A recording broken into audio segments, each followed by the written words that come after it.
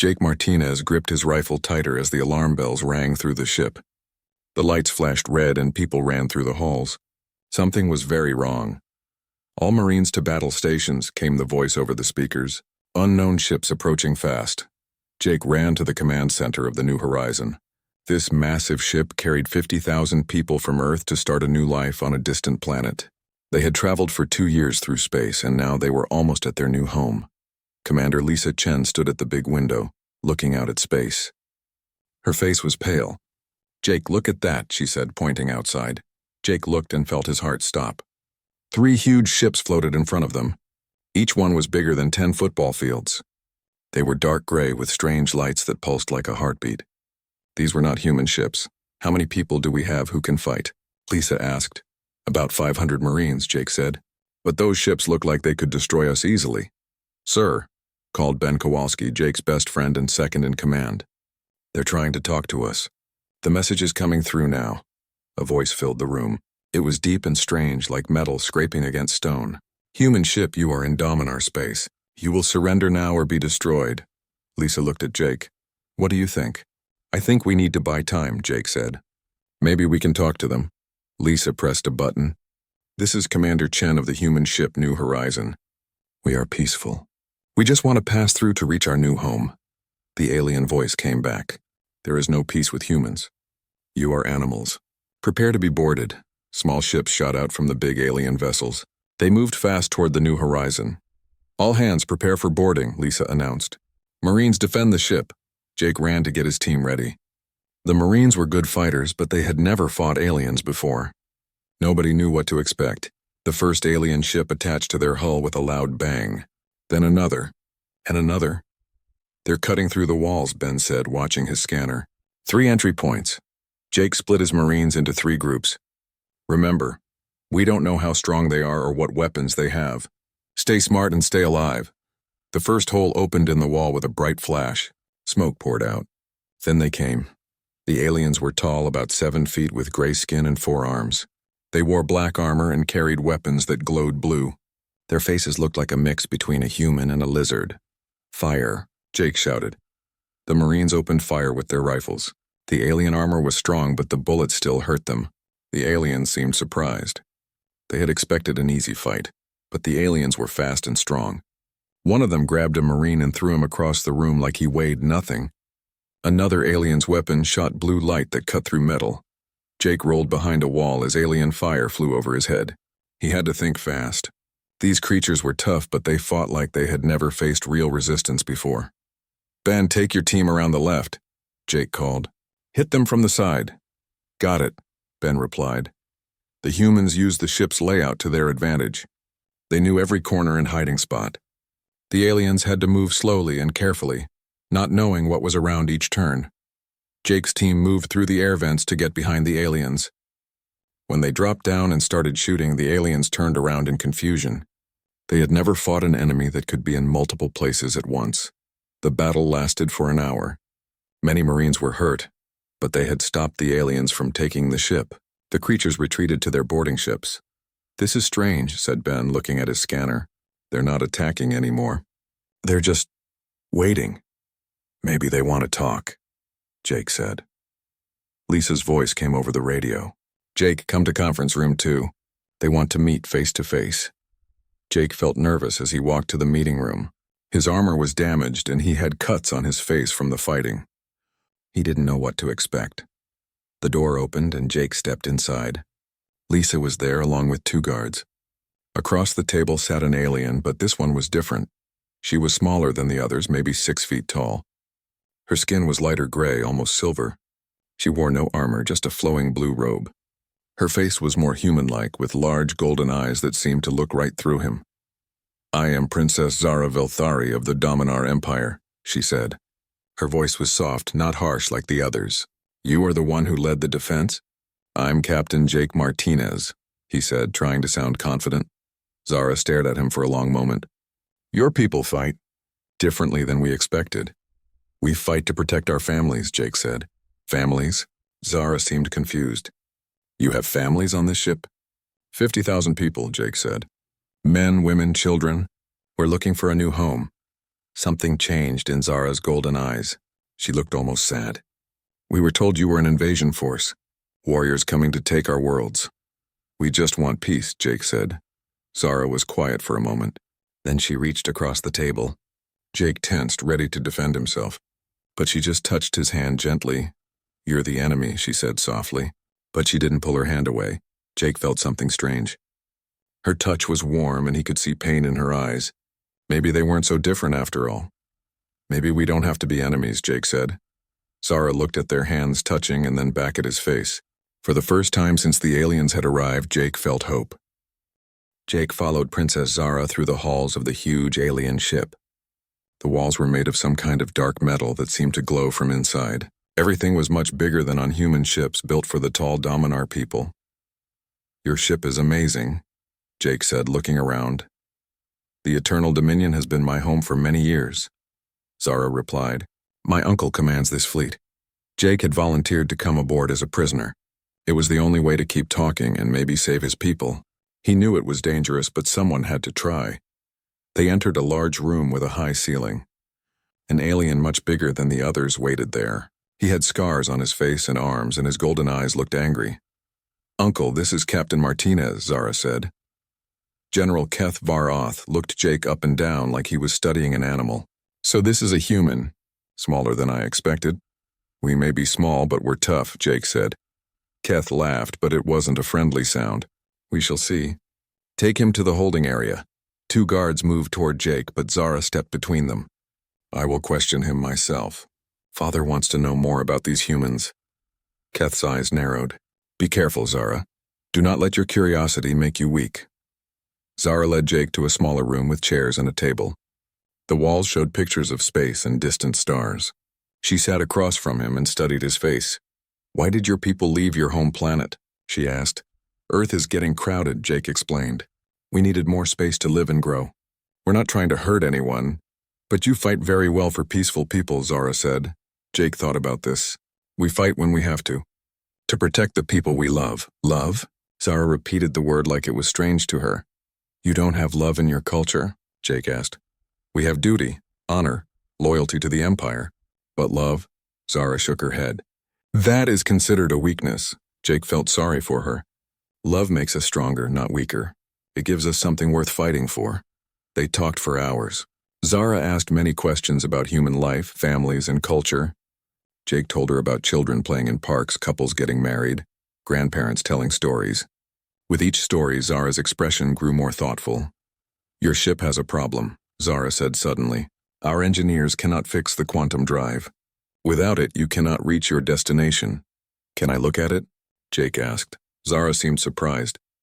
You understand our technology? I might be able to help. Humans are good at fixing things. Zara led him to the engine room. The quantum drive was a massive machine with glowing crystals and flowing energy. Several Dominar engineers stood around it looking frustrated. The energy flow is blocked, one of them explained to Zara in their language. Jake walked around the machine, studying it carefully. The design was different from human technology, but the basic ideas were the same. He could see the problem. The crystals are aligned wrong, he said. They're fighting each other instead of working together. The Dominar engineers looked angry. One of them said something harsh in their language. Engineer Telcon says you cannot understand our superior technology. Zara translated. Jake smiled. Watch this. He climbed into the machine and started adjusting the crystals. It took him an hour, but slowly the energy began to flow smoothly.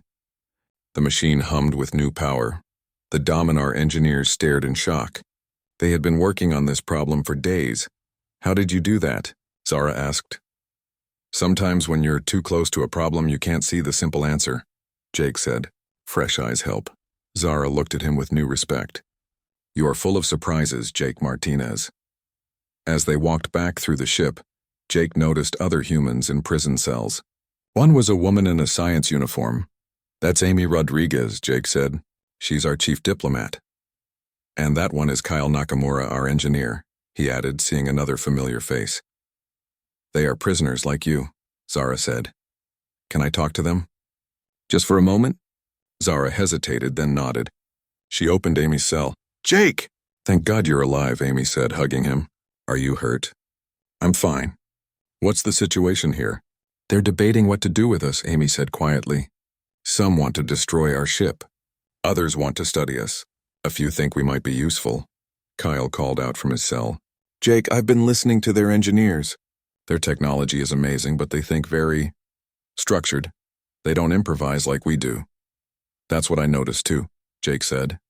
That evening, Zara brought Jake food and water. They sat together in the small room. Your people on the ship, Zara said. Are they really families? Many of them. Would you like to see? Jake pulled out a small device with pictures on it. He showed Zara photos of children playing, families eating together, people celebrating birthdays. This is my sister Nina, he said, showing a picture of a young woman in a pilot's uniform. She flies fighter ships to protect the colony ship. She looks like you, Zara observed. People say that. She's braver than me, though. Zara touched the device, looking at the pictures. These children, they seem happy. Kids should be happy. They're our future. In the Dominar Empire, children are raised to serve the state. Happiness is not important. That sounds lonely, Jake said softly. Zara was quiet for a long time. Then she said, I have been lonely my whole life. I never knew there was another way. Jake took a risk and reached out to touch her hand. There is another way. People don't have to be alone. Zara looked at their hands touching. You're the enemy, she whispered. Am I? Jake asked. Zara's golden eyes met his. I don't know anymore. Later that night, Zara came back with medical supplies.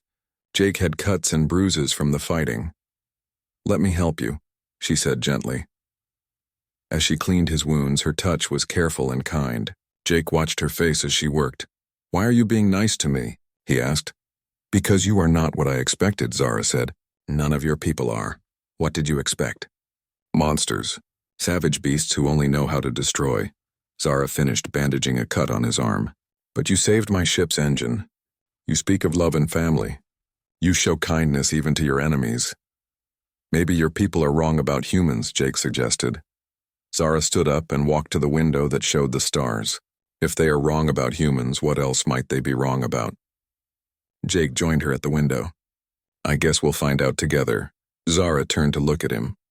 My uncle will not like that I am fond of you. Are you fond of me? Jake asked with a small smile. Zara's cheeks turned a slightly darker shade of gray. Perhaps. Outside the window, both ships hung in space between the stars. Inside this room, two people from different worlds were learning that maybe they weren't so different after all. The Dominar homeworld was the most beautiful thing Jake had ever seen. Velthara Prime looked like it was made of crystal and light. Tall spires reached up into purple skies, and cities floated on clouds above the surface. My ancestors built this over 1,000 years, Zara said as they watched from the ship's window. It's amazing, Jake said, like something from a dream. But Jake felt nervous. He was about to meet the Emperor of the Dominar Empire. The most powerful being in this part of the galaxy would decide if humans lived or died. Remember, Zara said quietly, show respect, but do not show fear. My father respects strength, Jake nodded. He wore simple human clothes, not the fancy robes the Dominar liked. He wanted the Emperor to see him as he really was. The throne room was huge. The ceiling was so high that Jake couldn't see the top. Hundreds of Dominar nobles stood along the walls, all watching him with curious eyes. Emperor Sithkar Velthari sat on a throne made of black crystal. He was ancient, even by Dominar standards. His golden eyes seemed to see everything. So this is a human, the Emperor said. His voice filled the entire room. You are smaller than I expected. We make up for size with spirit, Your Majesty, Jake said, bowing slightly. Spirit? The Emperor laughed. Show me this human spirit. A tall Dominar in religious robes stepped forward. My Emperor, this creature is an abomination. Humans have no place in civilized space. Thank you, High Priest Helvan, the Emperor said, but I will judge for myself. The Emperor asked Jake many questions. About Earth, about human history, about why they traveled to the stars. Jake answered honestly. Even when the truth made humans look weak or foolish. You admit your people fight wars among themselves? The Emperor asked. Yes, Jake said. But we also learn from our mistakes. We get better. And you have no empire, no ruler of all humans? We have many leaders. People choose who leads them, the nobles whispered among themselves. This was very strange to them. Suddenly alarms began ringing throughout the palace. Guards ran into the throne room shouting in the Dominar language. "What is happening?" the Emperor demanded. "Rebels, my lord," a guard captain said. "They have bombs in the lower city. Thousands of people are trapped." Jake watched as Dominar soldiers ran around in confusion. They were brave, but they were not prepared for this kind of attack. "I can help," Jake said. Everyone turned to stare at him. "You?" High Priest Telvan laughed. "What can one human do?" "I'm not just one human," Jake said. "My team is here too. We know how to fight this kind of battle." Emperor Sithkar studied Jake carefully. "You would help us? Even though we are your enemies?" "People are dying," Jake said simply. "That matters more than politics." The Emperor nodded slowly. "Very well. Show me this human spirit." Jake gathered Amy, Kyle, and the few other humans who had been brought to the planet. They met in a security room with Dominar military leaders. "The rebels have taken control of 3 buildings," General Keith explained. "They have hostages and bombs. Our soldiers cannot get close." Jake studied the building plans on the screen. "Kyle, can you cut the power to these areas?" "Give me access to their systems," Kyle said. "Amy, we need someone to talk to the rebels. Can you learn enough of their language?" "I'm already working on it," Amy said, listening to radio communications. "What about the bombs?" asked a Dominar officer. "That's where we get creative," Jake said with a grin. Jake's plan was risky but simple. Kyle would cut power to confuse the rebels. Amy would talk to them and keep them busy. Meanwhile, Jake and a team of volunteers would enter through the building's water systems. "This is madness," General Keth said. "The tunnels are too small for our people." "But not too small for humans," Jake pointed out. Princess Zara stepped forward. "I'm going with them." "Absolutely not," her uncle said. "You are too important." "These people are risking their lives for our citizens," Zara said firmly. "I will not hide while they fight." Jake looked at her with admiration. "Are you sure? It's going to be dangerous." "I'm sure," Zara said. They crawled through the narrow water tunnels under the city. It was dark, wet, and scary, but Jake's team moved quietly and quickly. "There," Jake whispered, pointing to a grate above them. "That should be right under the first building." They climbed up into the building's basement. Jake could hear voices above them. The rebels were holding people on the upper floors. "Kyle, cut the power now," Jake said into his radio. The lights went out. In the darkness, Jake's team moved up the stairs. Humans could see better in low light than the Dominar rebels expected. The first rebel Jake found was trying to fix a bomb. Jake knocked him out quietly and disabled the device. "This one's safe," he whispered. Room by room, floor by floor, they worked their way through the building. The rebels were confused and scared. They had never fought an enemy that could move so quietly in the dark. Zara proved to be very helpful.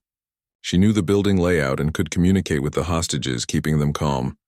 When they reached the top floor, they found the rebel leader holding 20 Dominar civilians.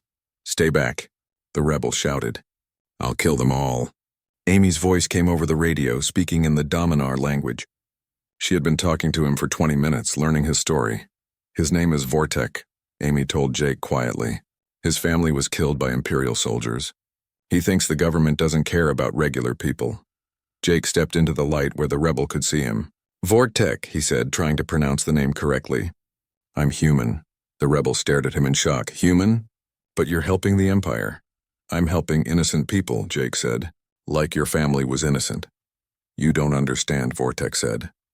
"The Empire destroys everything it touches." "Maybe," Jake said, walking slowly closer.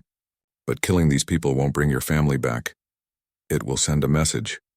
"The wrong message," Jake said. "You want the Empire to change? Show them a better way." Behind Vortek, Zara appeared silently, but instead of attacking, she did something surprising. She knelt down on the floor. "Vortek," she said, "I am Princess Zara. I am sorry for what happened to your family." The rebel spun around, confused. "Princess? What are you doing?" "I am apologizing," Zara said. "Something my people do not do enough." Jake saw his chance. While Vortek was distracted, Jake jumped forward and grabbed the bomb trigger. They struggled for a moment, but Kyle appeared and helped overpower the rebel. The hostages were safe. The bombs were disabled. The other 2 buildings were cleared by teams copying Jake's tactics. When they returned to the palace, Emperor Sithkar was waiting for them. His expression was unreadable. "You saved 3,000 of my people. he said to Jake. We all did, Jake replied.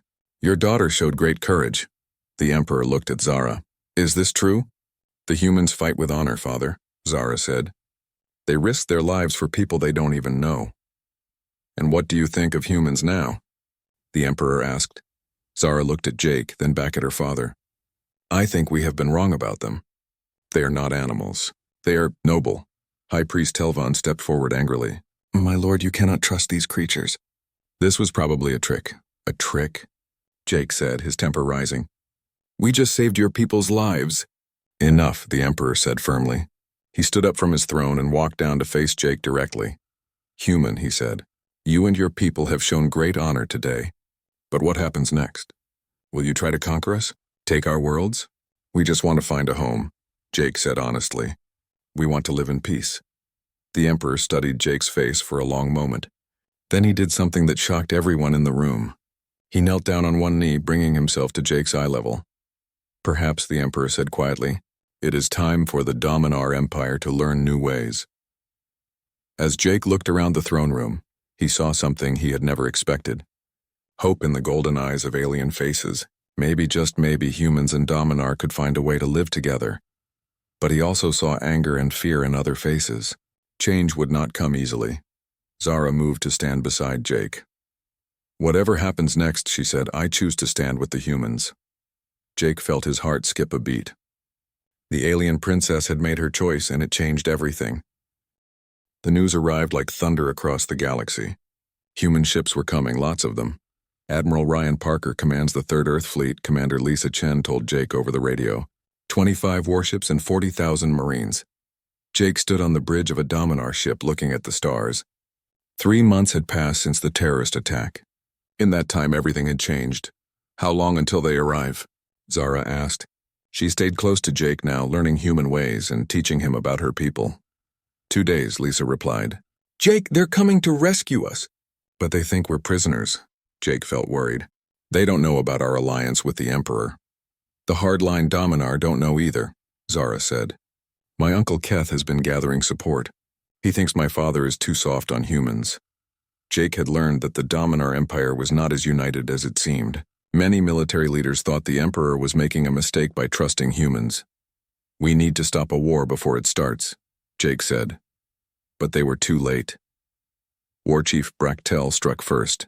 He was one of the most powerful Dominar military leaders, and he hated humans with a passion that burned like fire. The attack came at dawn.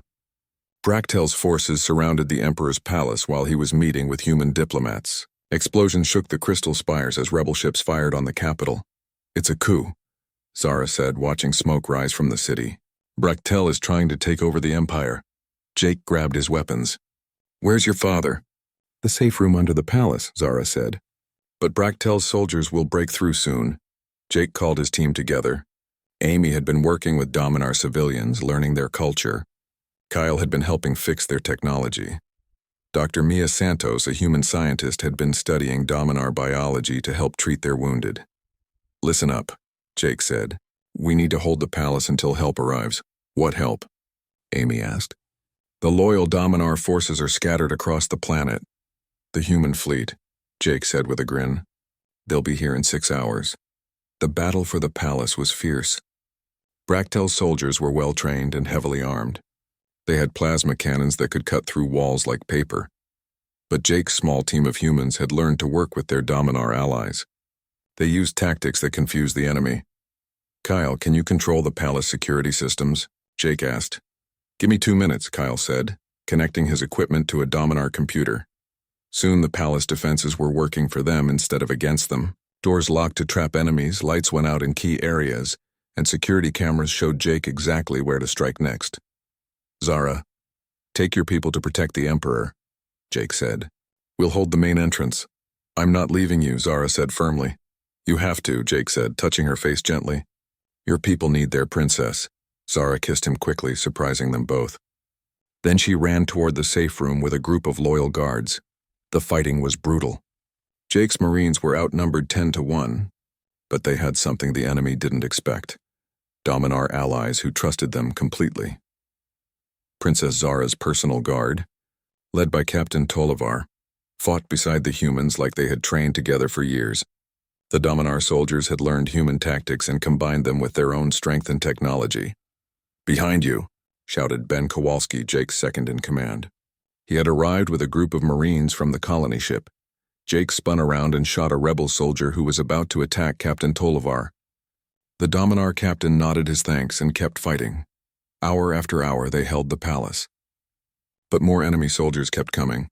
"Jake!" Amy called out. The human fleet just arrived in the system. Through the palace windows, Jake could see flashes of light in space. The human and rebel Dominar ships were fighting among the stars. "Admiral Parker to all human forces," came a voice over the radio. "We are engaging hostile alien vessels. Prepare for evacuation." "No." Jake grabbed the radio. "Admiral, this is Captain Martinez.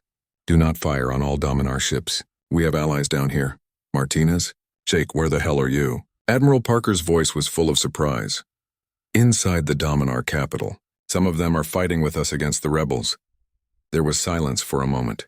"That's impossible. Aliens don't work with humans." "These ones do," Jake said.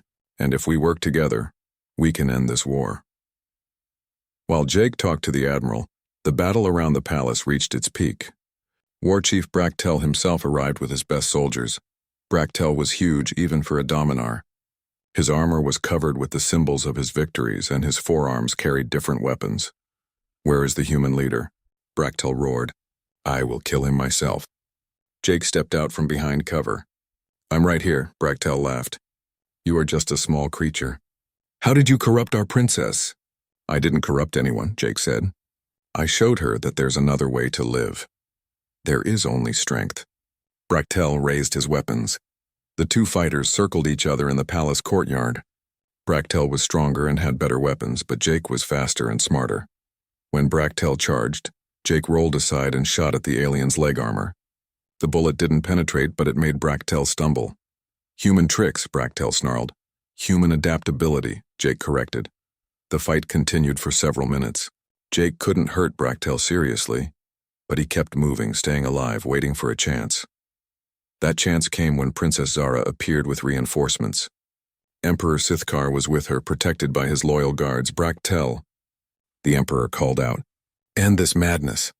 "You are weak, old Emperor," Bractel said. "The Empire needs stronger leadership." "Then face me." "Not the human," Emperor Sithkar said. But Bractel was focused on Jake. He raised his largest weapon, ready to strike the killing blow. Suddenly the sky above them filled with light. Human fighter ships dove down from space, led by a pilot Jake recognized. "Nina," he shouted. His sister's voice came over the radio. "Sorry I'm late, big brother." Nina's fighter squadron attacked Bractel's forces with precision strikes. The rebel soldiers scattered in confusion. At the same time, loyal Dominar ships arrived from other parts of the planet. The tide of battle was turning. Seeing his defeat, Bractel made one last desperate attack on Jake. But Captain Tolivar stepped between them, taking the blow meant for the human. "No." Zara screamed, running to help her injured guard. Jake used the distraction to get behind Bractel and disable his armor's power source. The war chief fell to his knees, defeated. "It's over," Jake said. Admiral Parker landed his shuttle in the palace courtyard. He stepped out with his Marines, weapons ready. "Admiral," Jake said, saluting, "let me introduce you to our allies." Emperor Sithkar approached the human admiral. The two leaders studied each other carefully. "Your Captain Martinez saved my life," the Emperor said, "and my people." "Jake always was full of surprises," Admiral Parker replied. "But working with aliens, they're not just aliens anymore," Jake said. "They're friends." Zara moved to stand beside Jake. "My father has agreed to discuss peace between our peoples." Admiral Parker looked around at the mixed groups of humans and Dominar working together to help the wounded. It was something he had never imagined possible. "Well," he said finally, "I guess we have a lot to talk about." As the sun set over the crystal spires of Velthera Prime, two species that had been enemies that morning began planning a future together. Jake took Zara's hand and looked up at the stars. Somewhere up there, human colonies and Dominar worlds were learning that they didn't have to be afraid of each other anymore. "What happens now?" Zara asked. "Now we build something new," Jake said. "Together." The war was over, but the real work was just beginning. 1 year later, Jake stood on the observation deck of the new Confederation headquarters. The space station floated between Earth and Velthara Prime, a symbol of the alliance between humans and Dominar. "The ceremony will begin soon," Zara said, joining him at the window. She wore a beautiful white dress that mixed human and Dominar styles. "Are you nervous?" Jake asked. "A little," Zara admitted. "We're making history today." Today was the official signing of the Galactic Confederation Charter. Representatives from 12 different alien species had come to witness humans and Dominar create something new together. Dr. Mia Santos approached them with a tablet in her hands. "Jake, Zara, you need to see this," she said excitedly. On the screen was a scientific report. "We finally figured out why humans are so good at bringing people together," Mia explained. "What do you mean?" Zara asked. "Humans produce unique pheromones and bioelectric fields," Mia said. "When other species are around humans, it actually makes them more cooperative and peaceful." Jake stared at the report. "You mean we have a biological superpower?" "In a way, yes," Mia said. "That's why Dominar rebels started working with humans so quickly.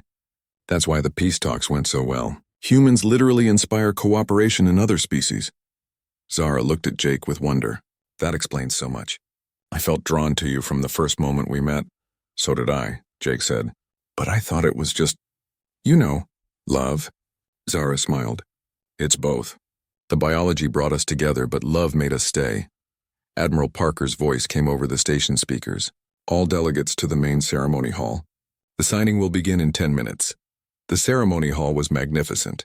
The ceiling showed a live view of the stars, and delegates from across the galaxy filled the seats. Jake recognized some faces: Emperor Sithkar, General Keth, who had become a supporter of the Alliance, Amy Rodriguez, now the first human ambassador to alien worlds, and many others. Jake and Zara took their places at the main table. As the first human Dominar couple, they had become symbols of what was possible between different species. Emperor Sithkar stood to speak first. "1 year ago, I believed humans were savage animals. Today, I call them family." The crowd applauded. Jake saw tears in some Dominar eyes, something that would have been impossible before humans taught them about emotions. "My daughter chose to love a human," the Emperor continued. "At first, I thought this was madness. Now I see it was wisdom." Admiral Parker spoke next. "Earth has always wondered if we were alone in the universe. Now we know we're not alone and we're not afraid." One by one, representatives from other species stood to speak. The Telvanni, tall blue-skinned people who had been enemies of the Dominar for centuries, announced they wanted to join the Confederation. "Humans showed us that old enemies can become new friends," said Ambassador Kiltar of the Telvanni. The Zenthians, small gray creatures who lived in asteroid colonies, had already signed a trade agreement with Earth. "Human ingenuity helped us build better homes in space," their representative said. When it was time for the signing, Jake felt the weight of history. This wasn't just a treaty between two species. It was the beginning of a new age for the entire galaxy. Jake signed his name carefully. Then Zara added her signature next to his. Their hands touched as they signed, and Jake felt that same warmth he had felt the first day they met. "I now declare the Galactic Confederation officially established," Emperor Sithkar announced. The crowd erupted in cheers from a dozen different species. Humans hugged Dominar. Telvanni shook hands with Zenthians. Ancient enemies celebrated together. Later that evening, Jake and Zara stood alone on the station's garden deck. Human and Dominar botanists had worked together to create a space filled with plants from both worlds. "What are you thinking about?" Zara asked. "How much has changed," Jake said. "A year ago we were pointing guns at each other. And now?" Jake turned to face her. "Now I can't imagine my life without you." Zara's golden eyes sparkled. "Jake Martinez, are you about to propose to me?" Jake laughed and got down on one knee. "Princess Zara Velthari, will you marry me?" "Yes," she said immediately. "But I have one condition." "What's that?" "Our wedding has to be the biggest party the galaxy has ever seen." 3 months later, that's exactly what they had. The wedding was held on a beautiful planet called Haven, the first world jointly colonized by humans and Dominar. Jake wore a simple black suit. Zara wore a dress that seemed to be made of starlight itself. Representatives from 20 different species attended the ceremony. Ben Kowalski was Jake's best man. Nina Martinez, now a squadron leader, walked Zara down the aisle since her father was too emotional to do it himself. Do you, Jake Martinez, take Zara to be your wife? To love and protect across the stars? Asked the minister, a wise old Dominar priest who had learned to perform human ceremonies. I do, Jake said. Do you? Zara Velthari, take Jake to be your husband. To honor and cherish until the end of time? I do, Zara said, her voice strong and clear. When they kissed, the crowd went wild. Humans cheered. Dominar sang their ancient blessing songs, and fireworks lit up the sky in colors from across the galaxy. At the reception, Emperor Sithkar gave a toast. My daughter chose love over duty, peace over war, hope over fear. She chose well. Admiral Parker raised his glass. To Jake and Zara, who proved that love really can conquer all. As the party continued into the night, Jake and Zara slipped away to watch the stars. The planet Haven had 2 moons and both were full that night. What do you think our children will be like? Zara asked. Beautiful, smart, and stubborn like their mother, Jake said. Strong, brave, and kind like their father, Zara replied. They had learned that human Dominar children were possible, and that they would have the best traits of both species. The first generation of truly galactic citizens. Jake, Zara said quietly. Do you ever wonder what would have happened if we had never met? Jake thought about it. Probably a lot of war and sadness. Instead, we have this. Zara gestured at the party behind them, where dozens of species were laughing and dancing together. 5 years later, Jake stood in the same spot, but now he held a small child in his arms. Little Alex had his father's brown eyes and his mother's silver skin. He was perfect. Daddy, tell me the story again, Alex said in his small voice. Which story? Jake asked, though he knew the answer. How you and Mommy saved the galaxy. Jake laughed. We didn't save the galaxy, buddy. We just helped it find a better way. Zara joined them, carrying their second child, a daughter named Sarah who had golden eyes like her grandmother. Are you telling him our story again? She asked. He likes it, Jake said. I like the part where you fixed the spaceship, Alex said.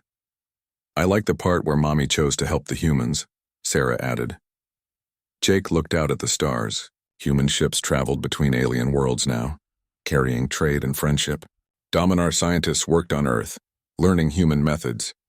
The galaxy was more peaceful than it had been in 1,000 years. You know what the best part of the story is? Jake told his children, what? They asked together. It's not over yet. We're still writing it every day. Zara took Jake's hand and smiled. Together.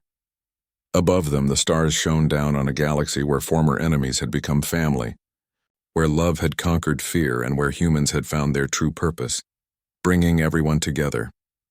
The war was over. The peace had begun, and somewhere in space, new human ships were meeting new alien species, ready to write the next chapter of the story. Jake squeezed Zara's hand and looked up at the infinite stars. They had proven that no matter how different people seemed, love could bridge any gap, even the gap between the stars.